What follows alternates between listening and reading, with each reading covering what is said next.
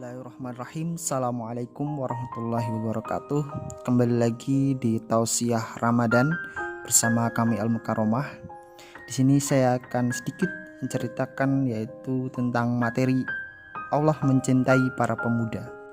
Dalam surat Al-Fussilat ayat 41 Allah berfirman, siapakah yang lebih baik perkataannya daripada orang yang menyeru kepada Allah, mengerjakan amal yang solih dan berkata, sesungguhnya aku termasuk orang-orang yang menyerah diri. Nah, menjadi aktivis dakwah adalah bentuk ibadah yang disukai Allah. Ibadah di sini adalah ibadah dakwah, aktivitas mengajak manusia kepada kebaikan serta merta untuk menciptakan kebaikan yang lebih luas pula. Pemuda ditakdirkan dalam sejarahnya berperan strategis menjadi agent of change. Begitu pula dalam sejarah Islam. Kebangkitan Islam pertama di zaman Rasulullah ditopang oleh para pemuda. Di era keemasan peradaban abad pertengahan pun demikian. Para ilmuwan itu adalah kaula muda. Bahkan para ahli hadis yang terkenal itu pun anak-anak muda.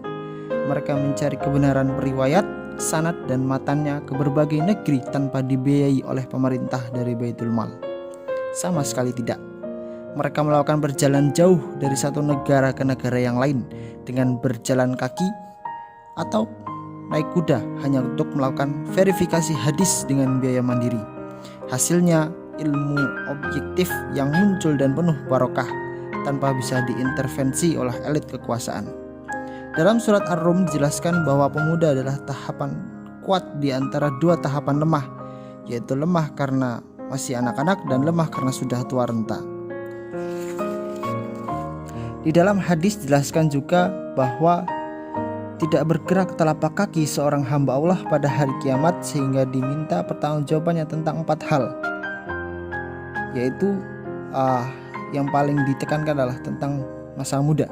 Untuk apa dihabiskan? Hadis riwayat Tirmizi. Di antara hadis lain termasyhur yang sering kita dengar, daya gunakan 5 perkara sebelum datang 5 perkara. Yaitu yang lebih tekankan lagi adalah masa mudamu sebelum masa tuamu, masa luangmu sebelum masa sibukmu. Pemuda dalam Islam adalah pemuda yang dicintai Allah. Jika Allah telah mencintainya, maka keimanan pun akan bertambah. Bukankah kemanisan iman dan mendapatkan hidayah adalah berkah yang tidak tertandingi? Sebagaimana para pemuda Ashabul Kahfi yang menyelamatkan keimanan dan dakwahnya dalam kondisi apapun. Sesungguhnya mereka adalah para pemuda yang beriman kepada Rabb-nya dan kami tambah petunjuk kepada mereka. Surat Al-Kahfi ayat 18. Nah, kewajiban pemuda Islam, di antara kewajiban seorang pemuda adalah khususnya di kalangan mahasiswa, kita sebagai mahasiswa, yang pertama adalah meningkatkan rasa tanggung jawab. Kemudian yang kedua adalah memiliki izah dalam Islam. Yang ketiga adalah baik dalam memahami Islam. Yang keempat adalah memilih manhaj wasat, yaitu manhaj pertengahan. Yang selanjutnya yang kelima, memahami Islam dengan benar. Yang selanjutnya khidmat al-mujtama', melayani masyarakat. Yang kemudian lanjutnya dakwah ilal Islam, mengajak ke jalan yang benar, membekali diri dengan ilmu dan sakofah, membekali diri dengan sikoh dan amal. Kemudian selanjutnya ta'awun dengan saudara-saudaranya, waspada diri dari fitnah, waspada diri dari sakofah beracun. Yang terakhir anah dan tidak terburu-buru. Nah, mereka berkata, kami mendengar seorang pemuda yang dipanggil Ibrahim. Surat Al-Anbiya ayat 21. Begitulah profil pemuda yang disukai Allah. Jadi banyak manfaat yang akan diraih menjadi seorang aktivis dakwah jika kita mau belajar berorganisasi. Pemuda yang tampak idealis seringkali lihai berwacana.